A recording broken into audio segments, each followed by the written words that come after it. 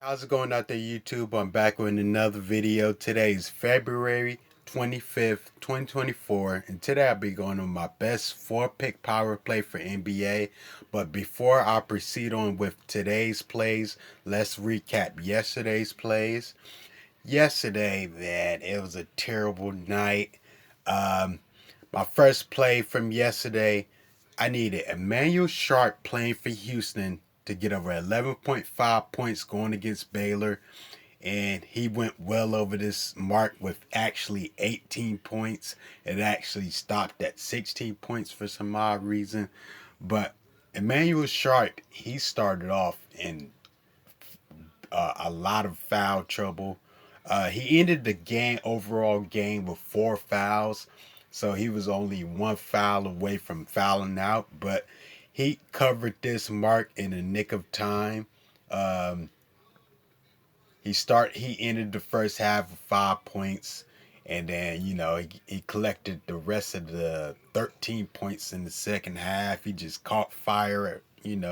Started making a lot of 3 pointers. And this game actually went to overtime, and yeah, he got it done. My second play of yesterday, I needed Raekwon Battle playing for West Virginia University to get over 13.5 points going against Iowa State University, and he fell short with 9. He just couldn't get a basket to drop, at all. He kept shooting too many 3 pointers, man. That's one thing about a lot of college players. They try to rely on them 3 pointers a lot.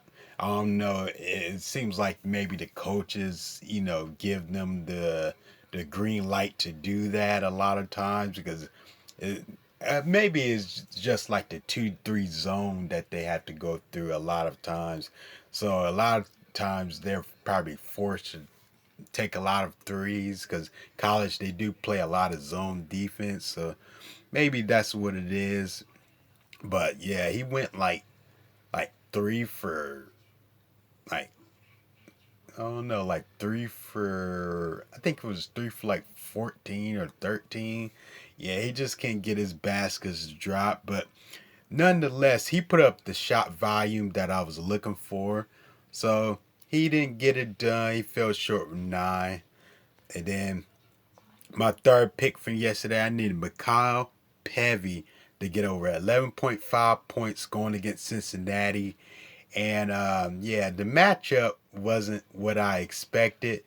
Actually, I think Mikhail Pevy actually was matched up against Dan Skillings Jr., which is a great defender.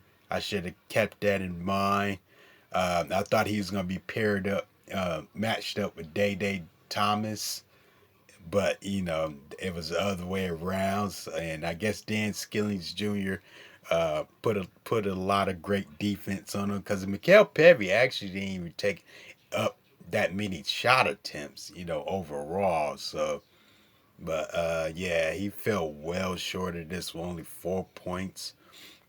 My fourth player of yesterday, I needed Jalen Suggs to get over 2.5 assists going against the Detroit Pistons, and he got well over this with 5 assists. He didn't start picking it up until like the second quarter. I think got like I think 2 assists in the second quarter, and then he got the rest of the 3 assists in the second half. So he was able to cover. And then my fifth play from yesterday, I needed Jalen Duren to get over 11.5 rebounds going against Orlando.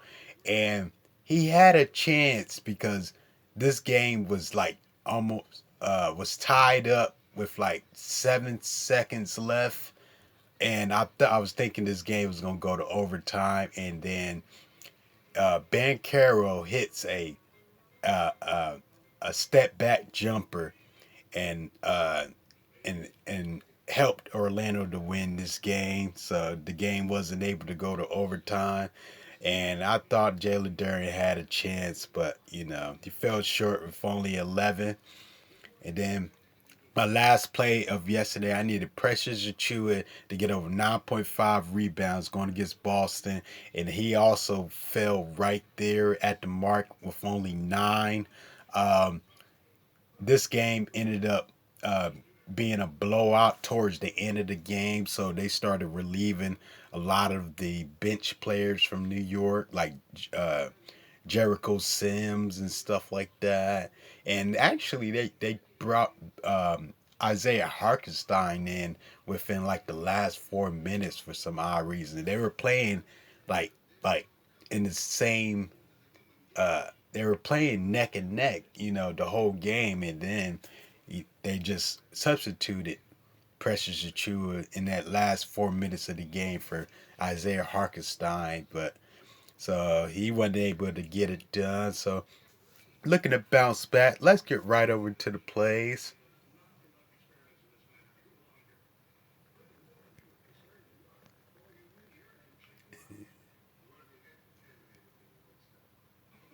Let's see.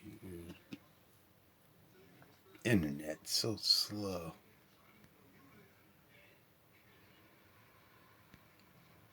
Let's see.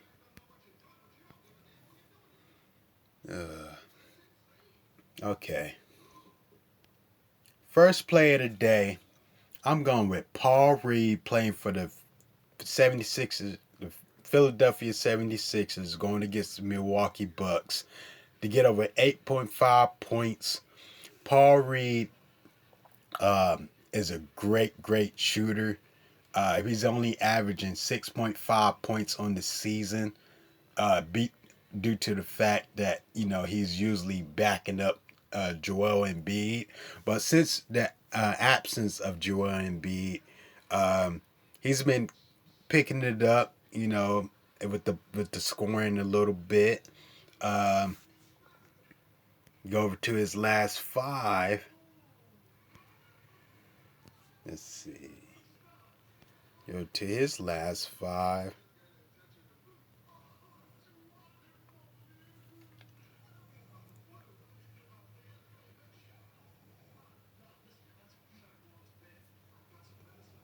He's averaging 10.6 the last 5. Fell short with Cleveland last game with only 8 due to foul trouble because he do sometimes get in a bit of foul trouble. Fell short with only 2 against New York. Went went bananas against Miami with 18, and then he against Cleveland on the 12th he scores 13, and then gets Washington on 10th he scores 12. So I noticed that Brooke Lopez, he gives up a lot of points to the rebounds, a lot of points in uh, uh, a lot of points to the power to the power forwards and centers a lot. To the centers because Paul Reed probably gonna of course gonna be the center tonight. He gives up a lot of points to a lot of centers. He gave up 20 points to DeAndre Ayton, like one like last week or so. He gives up a lot of points to centers. So if Paul Reed could stay out of foul trouble, I'm definitely think because he's been playing big minutes since Joel Embiid has been out when he's not in foul trouble. So if he could stay out of foul trouble, which I think he may do because Brook Lopez a lot of times don't like to be in the paint area and trying to draw fouls and stuff. He's mostly a lot of times at the 3-point line. I think Paul Reed can at least play 34 minutes, 34 minutes or more in this game. And if this doesn't be a blowout as well, but I don't think so. I think Philly can keep it competitive, and I'm banking on him to get over these 8.5 points. Second play of the day, I'm going with Miles Turner to get over 17.5 points going against the Dallas Mavericks. Miles Turner has been just consistently scoring a plethora of points throughout the whole season. Is another player when he's not in foul trouble. Man, this guy he goes just bananas out there. Um, this game should be a competitive, high scoring game. Miles Turner, he should be paired up with Derek Lively. I think they might be starting Derek Lively, and he's just going to bully Derek Lively, man. I feel sorry for Derek Lively. Derek Lively is okay, defender, but Miles Turner, man, this guy, when he's in the paint area, man, you might as well just give him clearance and just let him get his dunk or layup in, man. But Miles Turner, man, he's great in the inside paint area. Great 3-point shooter. Um, his usage is least spot. Like he at least gets least about 50% of the usage, man, and on this team. So and then as far as if Daniel Gafford is starting at center, he has a great history against Daniel Gafford. Like 2 years ago, I know it's 2 years, but he scored 40 points against Daniel Gafford like 2 years ago, and then like a month ago, uh, when Daniel Gafford was still with the Wizards, he scored 20 points against him, and he kind of dominates Daniel Gafford. So you know either or Derek Lively or Daniel Gafford both going to be having a tough time guarding Miles Turner. So I'm gonna bank on Miles Turner to get over 17.5 points going against Dallas. Third pick of the day, I'm going with Ovaka Zubac to get over 9.5 rebounds going against Sacramento. Um, Sabonis, Demonis Sabonis, he gives up a lot of rebounds to opposing centers. Like he gives up a lot. But the ironic thing about it, he gets a lot of rebounds against centers as well. So, but I think it comes from the fact that he's always in a fast paced environment where there's a lot of shooting going on. He got so many teammates that put up so many shots, like Malik Monk and De'Aaron Fox, uh, Harrison Barnes, uh, Keegan Murray. They all put up a lot of shots, and it's just fast paced motion in the game. And then on the Clippers side, they're a fast paced team as well with Westbrook, Terrence Mann, and all these guys, James Harden. It's just going to be a lot of shots put up in this game, and he's probably going to be a lot of miss shots in this game. So it's going to be a lot of rebound opportunities be passed around in this game. And Zubac has been very consistent lately, even though sometimes he had to split minutes with Miles Plumlee a lot of times. He has to split minutes with Miles Plumlee a lot of times, but even with that, he's still like averaging at least about 20 to 27 minutes game, and that's usually a plenty enough time for Zubac to get over 9.5 rebounds. Let's see. And I think that Zubac, he shouldn't. I don't think he's gonna get in foul trouble with Sabonis because Sabonis is always looking to pass a lot, and he's very seldom in the paint area as well.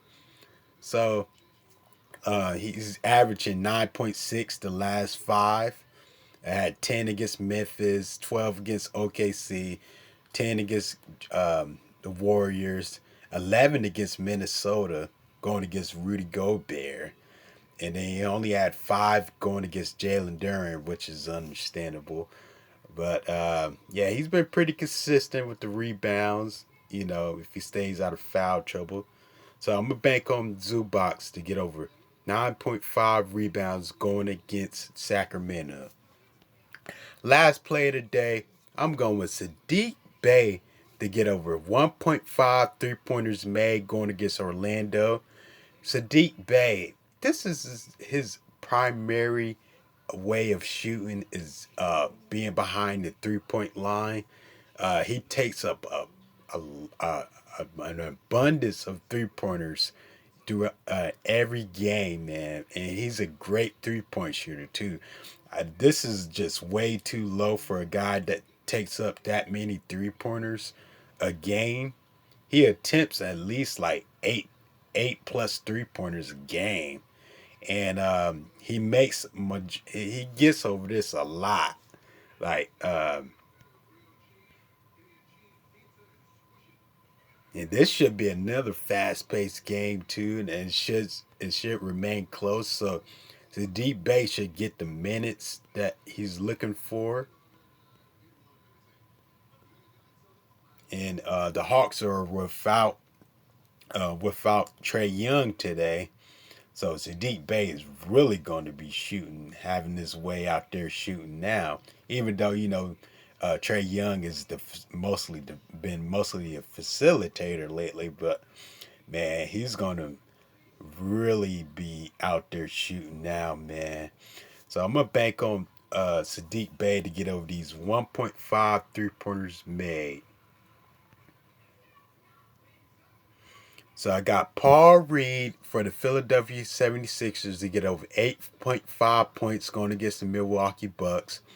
I got Miles Turner to get over 17.5 points going against Dallas Mavericks.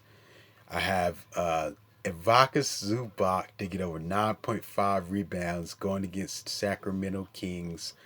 And then I got Sadiq Bey to get over 1.5 3-pointers made going against the Orlando Magics. Thank you guys. I want you guys to like, comment, and subscribe. And then tell me some of the plays that you guys have below in the comments. Thank you.